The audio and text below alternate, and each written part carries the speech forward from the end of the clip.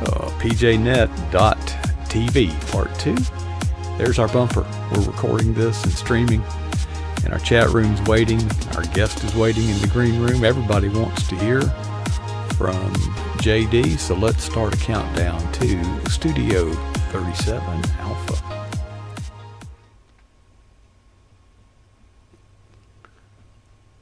Well, the good stuff just never ends here on pjnet.tv. Welcome or welcome back, whichever the case may be. It is Thursday evening, 9:30 or so here on the East Coast, and that is the time that is reserved for J.D. Wininger, who is the caretaker, is what he refers to himself as, of the Cross W Ranch in Cooper, Texas. You see his logo, his brand behind us on the wall right there next to the fireplace. But next Thursday, let's get some book housekeeping out of the way, JD.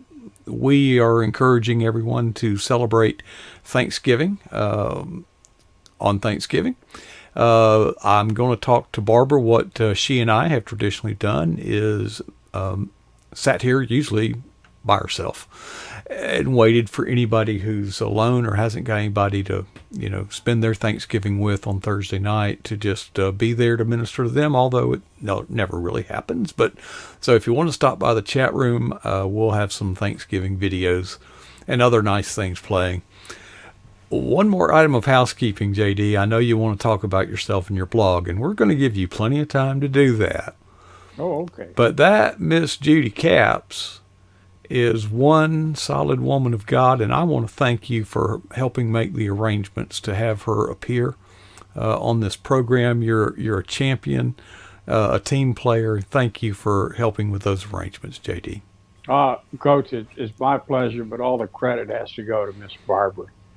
She's the glue that holds all things PJNet together sometimes, sir. And I know you realize that. Mm-hmm. But she did all the legwork. I just connected two wonderful people. And ain't Miss Judy something? I tell you now, she's the real deal.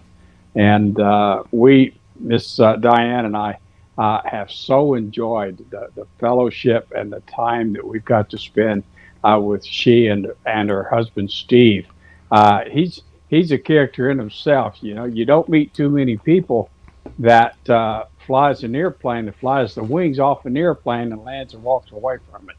And that's another story for another day. But Mr. Steve Capps is some kind of a fine gentleman indeed. And we just love the Capps family. We love the Hope Ministries family, and they're very well supported, and buddy, she just scraped it. She was like the Titanic. You just did a drive-by on just the small tip of the iceberg that you can see when you really get under the hood on Hope Ministries, and you see the lives transformed and the things that happen there, and the way God has blessed that ministry. You heard her mention about the HUD homes or the federal housing that was in between the landing or the event center and the 8-apartment building. And, we knew when that was all there was. Well, they now are the proud owners of that federal government facility. And to see the transformation that is taking place, and to see that the way that they've added, and it was always her dream, about 3 years into Hope, she realized, she needed to build what we affectionately call as Worthy's Way. And it's the namesake of one of her very dear friends and mentors in her Christian life, I believe. But to bring in the senior women and to see how these senior women are pseudo grandmothers to these single mamas and babies and things, and to see that interaction and how that works as a community, I tell you, it'll bless your heart 6 ways from Sunday, Coach. It's a very good thing. I'm glad everyone here at PJNet got to enjoy Miss Judy, and looking forward to hearing more things. In fact, I'm told Miss Regina is going to be the next Hope Ministries guest to join y'all at some point. Yes. And until you've met Regina Glass, you ain't lived, Coach. She's a one little dynamo. Now I tell you, her and her little girl Liberty is just such a blessing. Yeah, Yeah. and to see that life transformed, Coach, you're really seeing something now. Really? But Oh, there's a yes, sir. story. Okay. Something to look forward to. You bet. You bet. Okay. Well, thanks for, you are always so humble and so generous in heaping praise on others. But folks, there's plenty of praise that can be heaped on JD, because let me brag on him, because he won't brag on himself. Okay. He is an expert Thanks, Coach. marksman. No, that's not what it was. Well, many years ago, I wasn't too bad at it. Wasn't too bad at it. And thank you for that, sir. And I bet many are. Anyway, jdwininger.com is his website. It's on the screen now. If you haven't gone there, if you will go there, up at the top, it'll, so, there's a link to the blog. And JD blogs consistently and regularly. Every week it releases on Wednesday. And this Wednesday, no exception, the theme and title are Keeping True. And the picture above the fireplace is an illustrative graphic that was taken from the Cross W. And you've Yes, sir. got the sights of that darn thing on something. I don't know what the heck that. Yes, sir. As you look towards the front end loader there, you notice that I'm disking and I have the hay forks off the tractor. And this time of year, that doesn't happen too often, because I put out a new 1,800 pound bale of hay about every 3 days from a cow. So I had to kind of work it in between things. But I pulled them out, and in the center, you'll see what looks like two U-shaped things coming up, or half a U. And those are actually the keepers that hold the implement onto the front of the tractor, onto the front end loader. And I got the wild idea while I was driving. And of course, I don't normally plow or disc or plant with my forks raised, or with the front end loader raised. But I said, how will they know which pipe I'm looking at? So let me put it in my sight. So I raised that up, and if you look at it, it looks like the front sights of a military grade weapon, with the blade being the post right in the center of it. So it's kind of hard to see in that photograph, Coach, because it's quite a distance away. It's probably 130 yards away from that post. But, that's how you just kind of keep it center, right down the center of your tractor. And that's how you keep your row straight, Coach. And I got to tell you, right before I come on this evening, right before I logged into PJNet, our buddy Ben Cooper's in the chat room. And Mr. Ben left a comment, and it just made me chuckle. I hadn't laughed that hard in weeks and weeks. He said, Mr. JD, he said, if you plant them rows meandering, you'll get more plants per row, And I'm going, yes, sir, you do, but you can't roll that up, That ain't right. And it is. And I explained in my response to Mr. Ben that, because whether you're drilling wheat or you're planting corn or cotton, and with cotton you bed, so you have these long straight little hills built up, and you plant the cotton seed in the middle of that hill. So you go pretty straight, because it's hard to make hills going curvy, or meandering, as Mr. Ben put it. But and he explained that his pollinator field, or the field full of flowers where all his bees go to get the pollen they need for honey, he does this meandering planting. And he said he's going to send us and share with us aerial photograph. I'm hoping he found it and pasted it in the chat room, or puts it on Facebook one day, because I could imagine how that's got to look like especially if he's got red, white, and blue plants, it's going to look like a flag waving, Coach. That's got to be something to see, But all that just tickled me this evening, Coach. I must have laughed and chuckled for 5 minutes at that statement. But no, the goal is to try to keep as straight as you can when you're plowing and disking. If you've never disked, Coach, or turned soil disc or plow, either one. Harrow is the word that comes to mind. Well, you around could here and say he haired it up. Harrow, yes, sir. It's a little different, because you're not going very deep. But when I disked, I just lightly disked this just to Mm-hmm. break up the top 2 or 3 inches of soil to make a nice bed for the planting. But for the seed to go, and then I harrow over that to cover the seed up, you see, into the soil.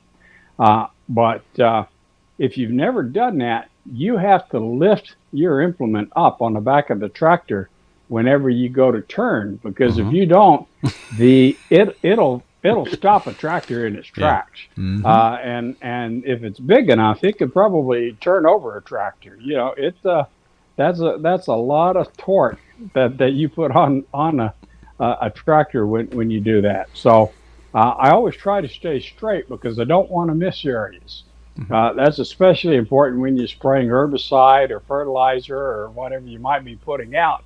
And I know in the spring when I put out Patriot to kind of cut down on the goat weed and stuff, uh, I'll find, because I know that I spray in a 30-foot swath, coach. It's 30 feet wide. And I know what my tractor's turning radius is.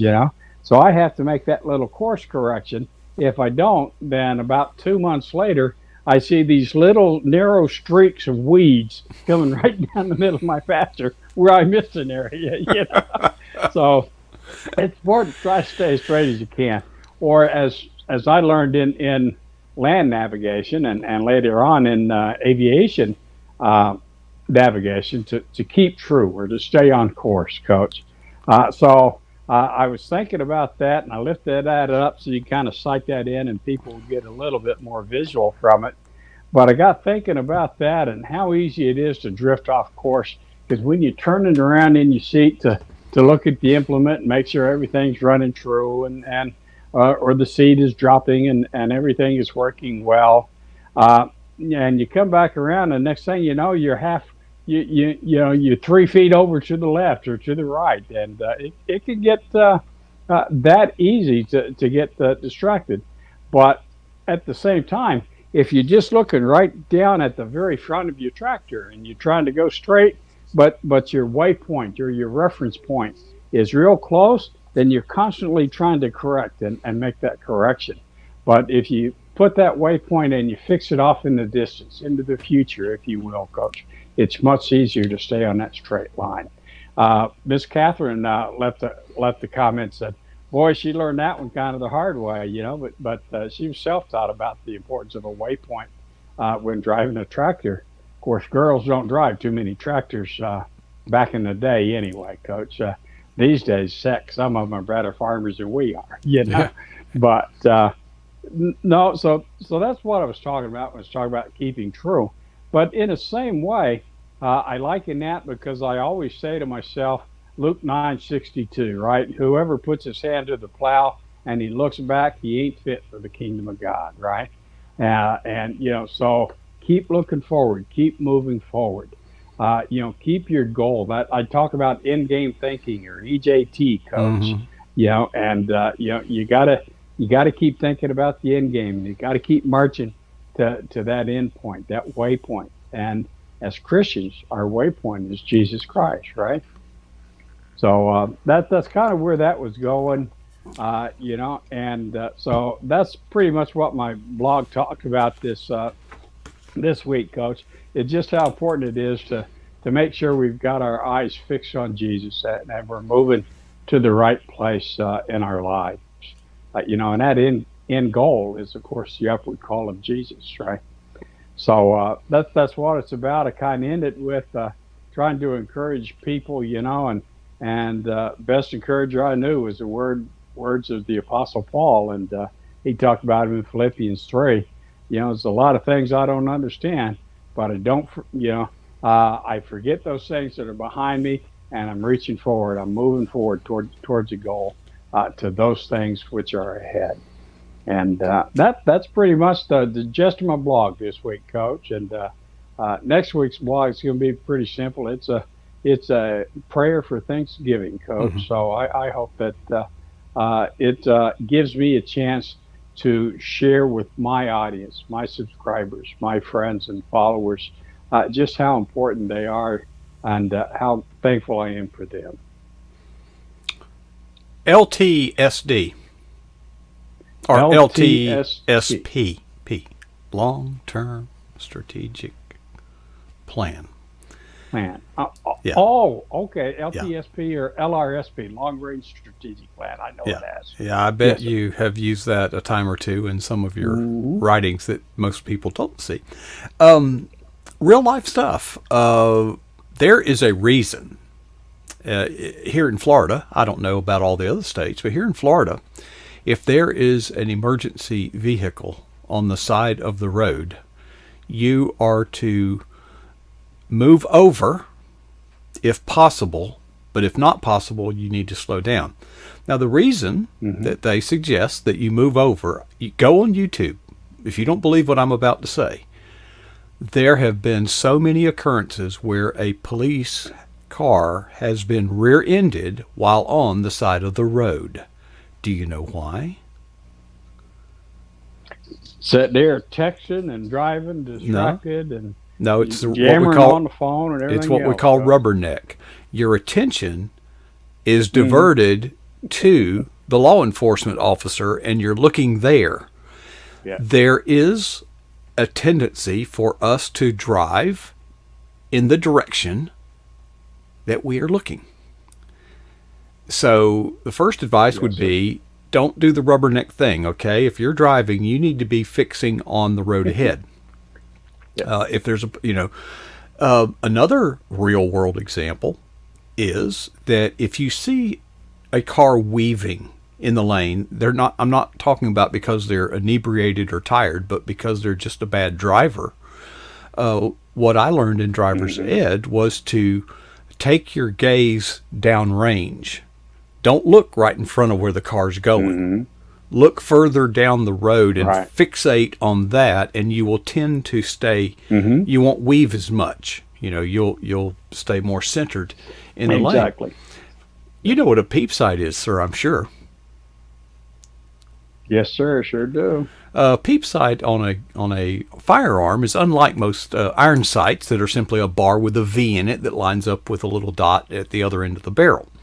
A peep sight is a circular thing, and you basically just put your target where you want to shoot.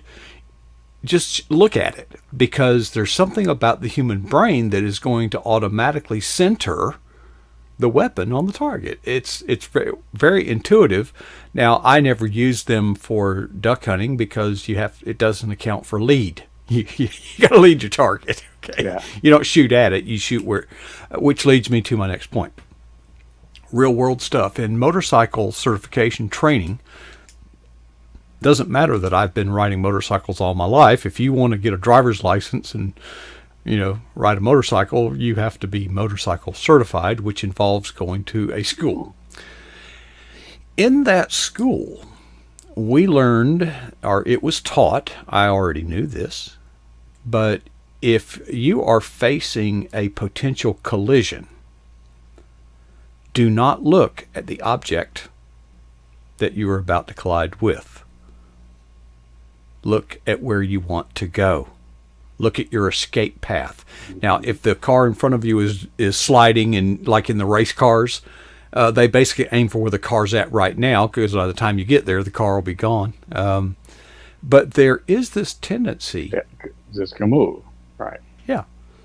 There is a tendency to go in the direction you're looking.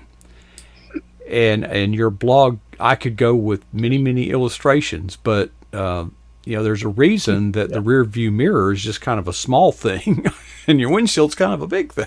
Yes, sir. That's right. Very true, Coach. Very true. Look To where catch- you're going, not where you've been. Amen. Yeah. That'll preach right there, buddy. That'll preach. There were some other illustrations that popped into my mind, but when you get this age, things kind of pop in and out and all that. But You touch on the peep sight, Coach, and for folks that have never looked at that, I'll use the example that I know. The peep, the rear aperture of your sight, looks kind of like this circle, Mhm. and you want the front blade sight to look like my other index finger, and I don't know how well you can see it there, but you want it centered at 6 o'clock Mhm. and halfway up. the sight, and that will be your POI, or your point of impact, if your Really? weapon is zeroed, of course. Yeah. But the problem with peep sights, Coach, and that was something I learned in special operations, because in basic training and infantry school and things, you were taught, there you go, that's your POI, you hit Mhm. that, right? You hit what you're aiming at. The problem is, uh, in infantry school, you're shooting at a paper target or a silhouette, or something. Uh, in Ranger School, we learned never to depend upon our peep sights. Right. And the reason why is because you lose all situational awareness. You have no idea what's going on around you. Now, a lot of target shooters, if you're going to shoot at a paper target, you Mm-hmm. close one eye, and Mm-hmm. whichever is your dominant eye, and you peep down the sight, and you're usually on the paper, at least, and off you go. But when you're clearing a room of bad guys, or something, you need to know what's going on all around you. And believe it or not, when I shoot a long gun, even today, Coach, we learned from CIA uh, instructors, we learned to shoot with both eyes open, Coach. Really? And yes, sir. So when uh, you see somebody that tells you, oh yeah, I was such and such, go to the range with them. If they give you the old squint eye there, if they give you the Popeye look, when they're shooting a long gun, they're full of beans, Coach. Just I, I'm just advising. I So, can I can but see yeah, doing that shoot with with us. both eyes open. Yeah, it makes all the difference in the world, but because you know what's going on around you, and when you would clear a room with a group, each person, and we knew when we were going in from 12 straight ahead, around Mm-hmm. to 12 o'clock again, we each had our sector, and Mm-hmm. our job was to clear that sector, and we knew that our buddy to the left and right of us was going to clear their sector, so we didn't worry about it. But yeah, we learned to shoot with both eyes open, Coach. And there's a spiritual lesson there too. Yes, we need to keep our focus on Christ, and moving towards that goal of becoming more like Christ through the act of sanctification. But if we're solely focused on that, and we don't see what's going on around us, if we don't see what's happening in the world around us, it can overtake us, and kick us right in the tuchus before we ever know what hit us, Coach. And the next thing you know, you're way off course over here, and God's shaking his head, going, "Come on, let me pick you up and get you back on course." So, that's just another spiritual lesson, as we were talking here, sir. The phrase "so heavenly minded, no earthly good" comes to Yes, mind. sir. And in fact, if you'll look at the overall context of the New Testament, Jesus wasn't in the synagogues focused on teaching. He had what you would know as situational awareness, because the real dangers, the realities of our environment that impact us all, are not in necessarily the field of vision of the scope. There are factors other than Yeah, that. I learned it very a true. different way in disaster relief. Okay, you've got you're chainsawing down a tree, and of course we've got the cleanup crew, you've got people working around you. So you want to make sure that the people are clear from the area that the tree is intended to fall. But I got Hmm. news for you. You better clear it a lot further than that, because trees, in many cases, have vines attached to them. And those vines are interlaced like a network, and you will fall a tree here, and a vine will move 30, 40, 50 feet away. That in that vine is a limb that died, fell and Yeah. died, but is still very, very heavy, and wants to carry its death to your noggin if the opportunity Yes, arises. sir. Limbs will And fall and in places you never dreamed. It's yes, sir. amazing. And trees don't always fall the exact direction you think they're going to fall, Coach. I've learned that when a wind come up, and Hey, it's over here. Not where I notched it and cut it to go here, and it fell over here. Why? There's a The 15-mile-an-hour wind blowing. the funniest thing Yeah. that I can, or the funniest, there's so many incidents in disaster relief, but this large, long tree fell, and as the wind blew it down, there's a large root ball attached to that tree. So Yeah. everybody's trimming that tree, and they're starting at the tip of the tree, working their way back. And all of a sudden, Mm-hmm. Oh. Yeah. Yes, sir. Balance. folks, Ah, the laws of physics are always in effect. So yes, don't sir. be around the tree ball. Don't sit on a tree that's being worked on. Just Yeah. stay clear, folks, and be situationally aware. But there are so many lessons, and one of the things that excites me so much, JD, is as you work on the farm, your situational awareness is up. I mean, most people, JD, when they're plowing a farm, Ah, are thinking about plowing a farm, but you are spiritually, yeah. situationally aware as, Lord, what are you teaching me while I'm out here doing a rather mundane task, Yes, plowing sir. a field? I used to, Yeah. the I old, Yeah, I call it spiritual awareness instead of yeah, situational awareness, yeah, coach. there you go. It Just is. and the funny thing is, buddy, is God is always talking to you. Mm-hmm. Uh, this week we had our old buddy Ken Edwards, Mr. Yes, Ken, sir. Yeah. and his wife Miss Luann. They're here visiting and speaking at a church in Longview, Texas. Now Longview's a couple hours from us. Mm-hmm. We're here in Cooper, but they come from the airport and they stopped here and shared dinner with us and just wonderful evening of fellowship and things. That's why I missed one of the nights this week, Coach. But we just had the best time ever, and he left me another copy of his study guide that goes along with his Building His Footprint for God book. And we just had such a great time. But even when they were out there visiting with Lulu Bell and Maverick and things, and uh, Miss Lou was hand feeding Maverick. She's standing, and she's maybe 105 pounds soaking wet, coach. Mm-hmm. She's just a tiny little woman. Yeah. But she's out there hand feeding this 2,300-pound massive bull, and he's just loving on her. Oh my goodness, she's got treats. This is great, and it was just so wonderful to see that, and just to see the uh, love that Miss Luann shows for these animals and the compassion that she has for them. It was just such a blessing to watch that and to see that interaction.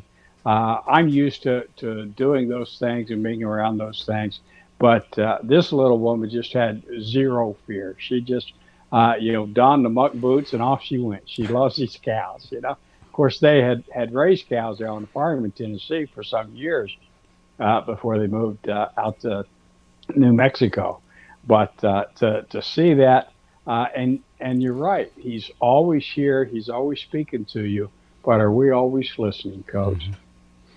You got to have that spiritual radar up, as I say, and I Amen. guess that's a good pitch to, if you have considered blogging or whatever, I would encourage you to do that, because if you commit yourself to a weekly blog, you are more conscious of the things happening around you that might inspire the content for that blog. If for no other reason, even if nobody read your blog, isn't that reason enough to write down what God's doing in your life? Yeah, Amen. Even if you just keep a daily journal, journal. Coach, just write down what Yeah, happens. there you go. Back in 17, I started a thankfulness journal. And each evening I would spend 15, 20 minutes writing down those things that had happened during the day that I was thankful for. And I said, this could make a great book, and all of a sudden I looked about 2 months into it, and I started counting, and I said, geez, if I were to just do a 60-day devotion or devotional for 60 days, that book would have to be about 4,000 pages long. This will never work. I can't. They don't sell War and Peace versions of devotionals, Coach. So No. I said, well, that won't work so much. Maybe the idea might work, but you're not going to publish a journal like that, with the day's events. But that's how attuned our spiritual awareness can become, Coach. Is if you just start taking note of those things that happen to you, and like I say, here at the Cross W is just God's classroom for me. Now, other people may not have that same experience here at the Cross W, but I think most of the folks who have visited us has, yeah. And this evening now, I'll share with you, and I know we're going to run over here, Coach. I'm sorry, but I just share with you what a blessing I had this evening. My friend, Miss Jane Rush. Jane is an older American widow woman that lives here in Cooper, and we went to church with Miss Jane for a number of years. But she is without question my greatest writing supporter, Coach.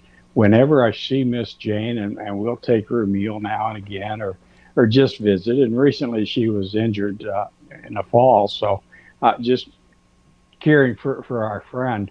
But she never fails to ask me, what's going on with your writing? What are you working on? What are you doing? And every morning, I can count on it. About 6:45 a.m., I get a text from Miss Jane Rush.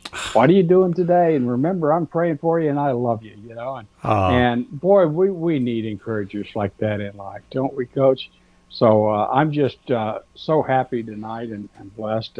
I had two of my favorite girls here tonight, Miss Diane and Miss Jane. So it was a great evening for me, Coach. Well, you can put that in your blessing journal, because I am. That sounds like as good as it gets. But JD, I'm thankful for you, and folks. Even though JD won't be joining us on set next Thursday, you are welcome to stop by. And Barbara and myself will have something for you. And JD, we'll see you in a couple of weeks. Will we? Well, we'll talk about that later. So. Well, and I'll touch on that real quick, Coach. If we can have 30 seconds. Sure. December 1st, I've got a little surgical procedure that I need to get taken care of, and setting in for me in the month of December. And we'll just kind of play it by ear as to how long, but at least the first couple of weeks or so, we're going to have a different guest representing the Cross W and enlightening us. Our friend, Mr. Ron Gallagher, has graciously agreed to sit in for me, and he'll be here every Thursday night at 9:30, folks. You do not want to miss the blessing that Ron Gallagher is. I can't wait. All right. He is With such that, a... Coach, I want to wish everybody a happy Thanksgiving. Thank you all so much for tuning in. God bless, Coach. All right. Thank you, JD. All right. Be in prayers. JD turns the corner here. And there's so much I could talk about. We've kind of gone long, you might say. There's good news, folks. A lot of the good things are happening. If you're curious to know, I'll be up tonight. Hit me up. I have the rest of the week off because every Friday, the Duke of Hazard, Steve Hazards 4 in the chat room, runs the program. He runs the show, and he will be cranking up some tunes about 9 o'clock Eastern, and some retro tunes, some jazz tunes, you name it. We kind of let our hair down and relax and just get together. For those of you who can join us Friday night, we'd love to have you. But by all means, make your plans to be here at 10 p.m. Eastern, because that's when he unleashes my perspective and comment. And folks, this has become a PJNet legacy or legend. And I'm so grateful for Steve filling in so that one, it gives me a break. Number two, it was Barbara's idea. I appreciate her. If we had the occasion to travel, which we have had and we hope to have in the future, I would be able to tear down the studio tonight, pack it up, and get in transit and be on the road toward our destination. So hopefully as those times come back, we'll be more able to take advantage of that strategic, brilliant idea that our associate producer, Barbara, gave us, and Steve has stepped in, and he stands in that gap, and I appreciate you, Steve. So until next week, I remind you to ask yourself these two questions. Ready? What is the boldest thing that you've ever done for Jesus Christ? The second question is, how long ago was that? My hope is that none of us would be satisfied with either answer.